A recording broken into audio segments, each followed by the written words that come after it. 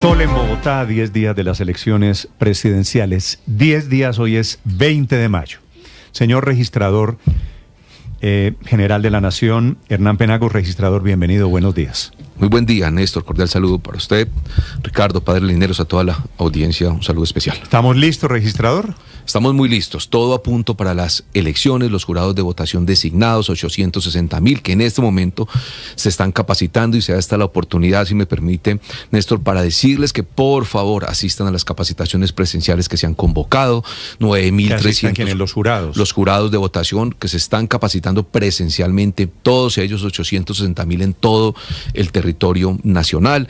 Los testigos electorales acreditados siguen acreditándose hasta la próxima semana. Esperamos que lleguen siquiera 1 millón de ellos. 9.300 jueces de la República ya en las comisiones escrutadoras. 41.420.000 personas convocadas para votar y 122.000 mesas de votación. Entre ellas, gran parte, es decir, cerca de 3.000 en los diferentes países donde Colombia tiene servicio consular. ¿Cambiaron, registrador, algo la manera de elegir a los jurados electorales? No, no se ha cambiado, se hizo un nuevo sorteo porque en cada elección se hace un sorteo diferente. Si hay segunda vuelta ya no se sortean porque son 3 semanas. Pero entonces sí cambió algo. Porque sí, claro. si hay nuevo sorteo, es la explicación de por qué mucha gente que no había sido, ahora sí lo va a hacer. De acuerdo. Para estas elecciones de presidencia, como lo dice el Código Electoral, nuevamente se convocó un universo de 2.400.000 personas, tanto de empresas públicas, privadas y de universidades, y de ellas se sortearon 860,000. Así que algunos pueden haber salido de la lista de jurados y otros haber entrado como nuevos a ella. Me da la impresión, por los mensajes que he recibido, ¿hay más gente joven entre los jurados ahora? Realmente yo creo que es la misma proporción que se ha presentado en las elecciones de Congreso, no ha cambiado esa cifra porque al final el universo es más o menos el mismo. En las elecciones de marzo eran cerca de 2.400.000, el universo general ahora aumentó a 2.450.000, así que digamos que no, la proporción es generalmente igual.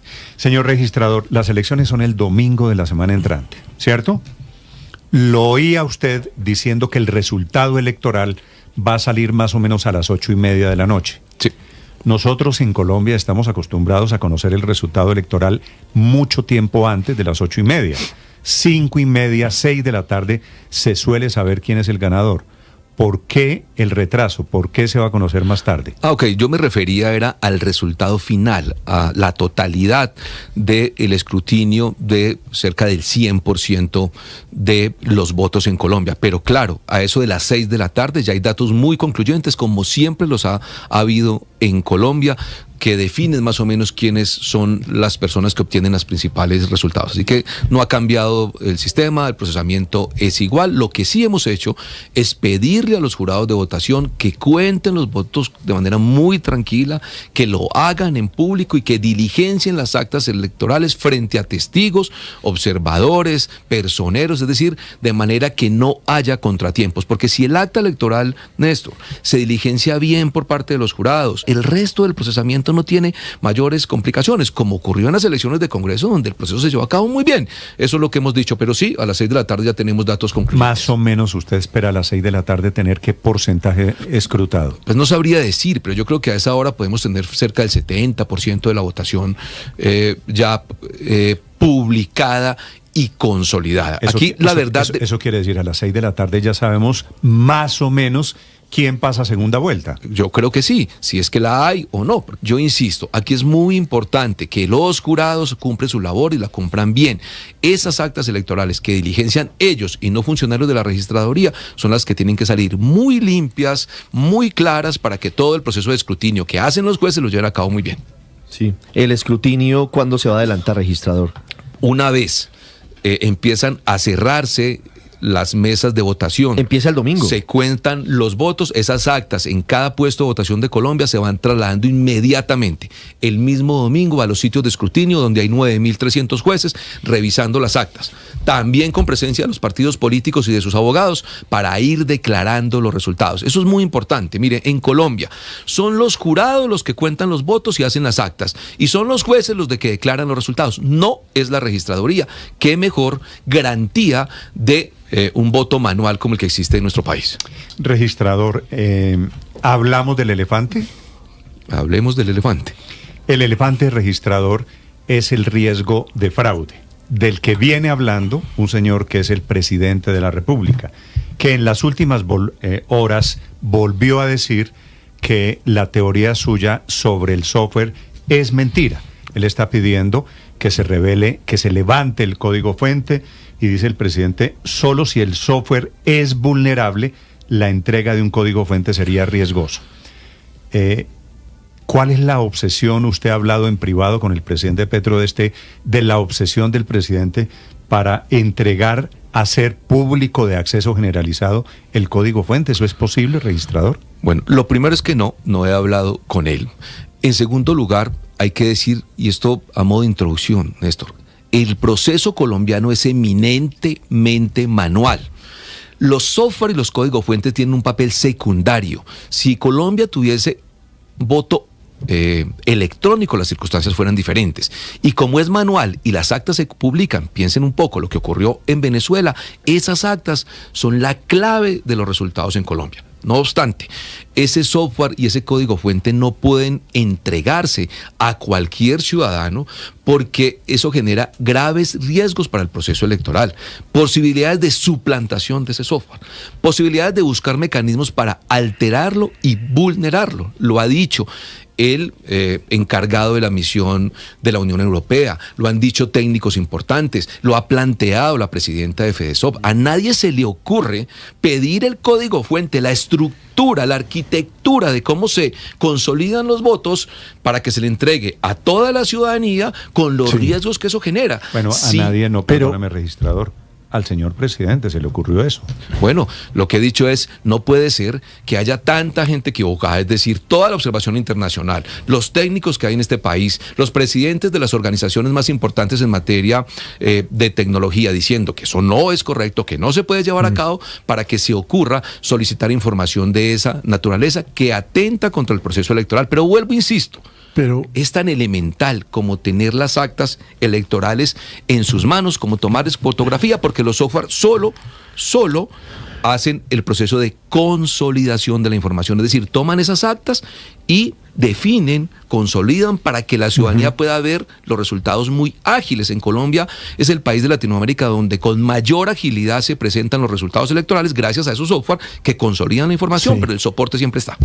Señor registrador, sobre este tema que yo entiendo que a la gente le puede parecer aburridísimo, ¿cierto? Sí. Hablar de software, hablar de código fuente, pero es desafortunadamente el señor presidente de la República el que tiene estas dudas. Dice el presidente que el software del que estamos hablando, que el código fuente debe ser del Estado y desarrollado por el Estado. ¿De quién es el código fuente? ¿De quién es el software hoy? Bueno, ese software de escrutinio es un software que hoy es de la registraduría.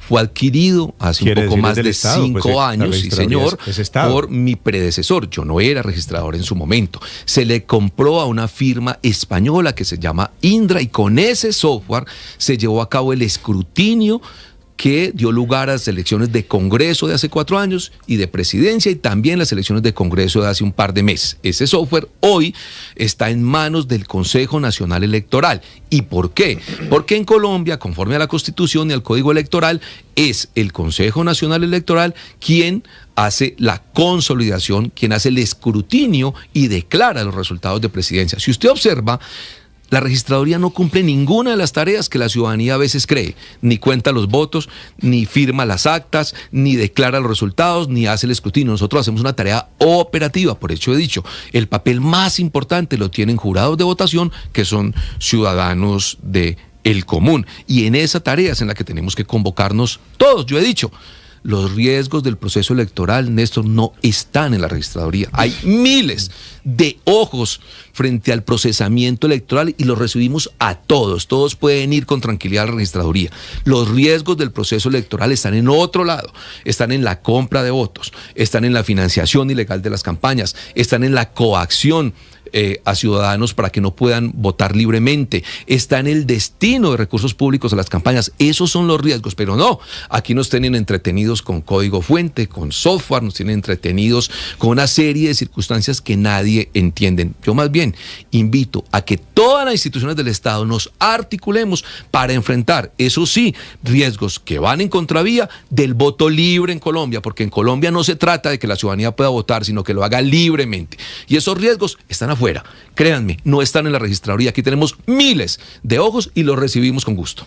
¿Cuántos testigos electorales esperan para el 31 de mayo, registrador? Bueno, la posibilidad hoy en Colombia es que puede haber cerca de 3 millones de testigos, que son igual al número de partidos y de campañas políticas, 3.600.000 inclusive, que existen en el país. En las elecciones de Congreso se acreditaron 1 millón de testigos. Yo hoy invito a las campañas políticas y a los partidos que designen todos los testigos que puedan. Esa es la mayor tranquilidad que puede tener una organización política. Ojalá se designen más de ese 1 millón de testigos electorales, porque en esta oportunidad, Néstor, tienen 2 facultades determinantes. Los testigos. Tomarle la foto al acta electoral. Óigame lo que estoy diciendo. Tomarle la foto al acta electoral antes de que esa acta sea publicada. Es decir, le toman la foto al acta electoral en la mesa de votación y luego el acta se va por parte de funcionarios de la registraduría a publicarlo. Ahí pueden comparar el acta a la que le toman la foto con la que nosotros publiquemos, para que tengan certeza de que es la misma. Y en segundo lugar, tienen facultades inclusive de pedir reconteo de votos. Luego, aquí los testigos son muy claves, que ojalá lo hagan. Y yo he dicho, en muchas ocasiones los partidos ni siquiera designan testigos electorales. ¿Eso qué quiere decir? Pues que confían en su proceso electoral, pero si lo quieren hacer, bienvenidos todos esos millones de testigos. Pero registrador, es una pregunta de ignorante, por supuesto. ¿Qué es el código fuente y qué relación tiene con la empresa Thomas Gregan Son? ¿Por qué? Es decir, yo como ciudadano no sé de qué me están hablando cuando usted dice el código fuente. Bueno, hay unos software y voy a hablar de uno en concreto. El software de escrutinio, que es el que declara, o más bien, que es el que consolida la información del escrutinio que hacen los jueces de Colombia. Ese software de escrutinio, que al final recoge la información de cada acta electoral, tiene unos códigos fuente, ¿cómo me explico? Una memoria, una arquitectura, unas líneas de programación, una fórmula que permite que ese código cumpla su deber. Por ejemplo, no sé, en el Ministerio de Hacienda tienen el manejo del presupuesto general de la Nación. Ahí hay un software que tiene una clave que hace que el presupuesto avance y se pueda consolidar la información del presupuesto. Es algo semejante.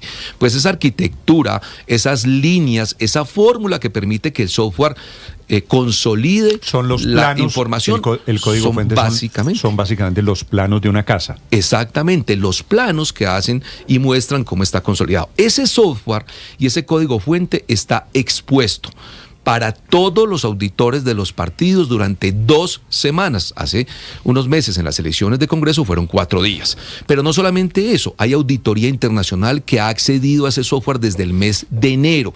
Auditoría internacional. Y ese software va a ser congelado, es decir, están dadas todas las garantías para que partidos políticos, observación y ciudadanos puedan ver el 100% del código. Es más, el próximo 28 vamos a congelar el código, expedir una clave, un código hash, como dicen los técnicos, para el día de las elecciones, descongelarlo y que todos verifiquen que no tiene ninguna modificación. Los mecanismos de protección de esos software que hoy se han definido en la registraduría no tienen precedente en toda la historia de Colombia. Y voy a decir más, Néstor, no hay organización electoral en Latinoamérica que tenga más mecanismos y apertura del proceso electoral. Luego, hemos hecho todo. Yo no lo hago por obstinado, simplemente porque es un riesgo entregar esa arquitectura. Es como entregar las llaves, la entrada de la arquitectura y la clave de la bóveda de un banco en una entidad financiera. Pero registrador, déjeme hacerle ahí una pregunta.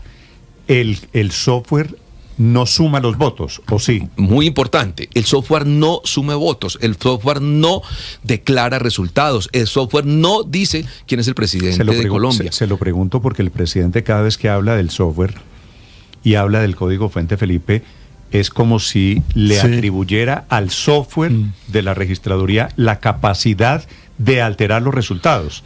No hay Sí. ninguna posibilidad, porque los resultados que difunde la registraduría a través de ese software están soportados en las actas electorales que yo les decía, pueden tomarle fotografía a todos los jurados y los testigos y se van a publicar. Es más, Néstor, pasados los días Esos de las son los elecciones... formularios, los C14. Los C14.